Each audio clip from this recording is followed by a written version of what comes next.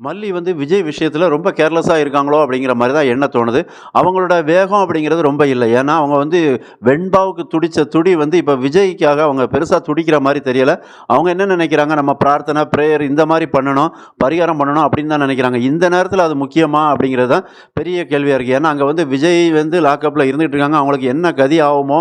அப்படிங்கிற ஒரு திக்கு திக்கு அப்படிங்கிற மாரி தான் இருந்துகிட்டு இருக்கு. ஏன்னா, அந்த இன்ஸ்பெக்டர பொறுத்தவரைக்கும் விஜய் இப்ப டார்ச்சர் பண்ண ஆரம்பிச்சுட்டாங்க.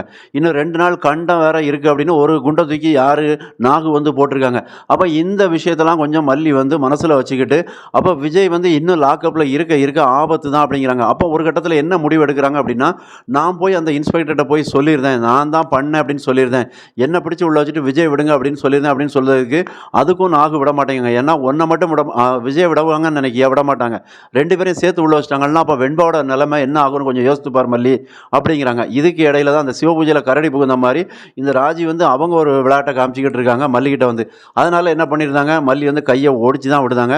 அப்ப இந்த விஷயம் சரிதான். ஆனா இப்ப மல்லிக்கு வந்து வர வேண்டிய ஒரு சந்தேகம் என்ன வரணும் அப்படின்னா, இந்த இன்ஸ்பெக்டர் தீபிகா ஏன் நம்ம மேல வந்து ரொம்ப காண்டாவுதாங்க, நம்மள பார்த்தாலே ஒரு வெறுப்பாவுதாங்க, நம்மள வந்து பழி வாங்கணுங்கிற மாரியான ஒரு எண்ணத்துல இருக்காங்களா? அது எதுக்கு? அப்படிங்கிற மாரி கொஞ்சம் யோசித்து பார்க்கணும் மல்லி வந்து.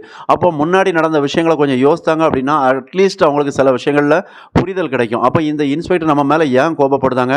அவங்க தம்பி தான் தினேஷ் அப்படிங்கிற விஷயம் வரைக்கும் மல்லி கண்டுபிடிச்சிட்டாங்கன்னா, அப்ப நம்மள பழி வாங்குறதுக்காக தான் இவ்வளவு வேலையும் இந்த தீபிகா பண்றாங்க அப்படிங்கிறத உணர்ந்துருவாங்க.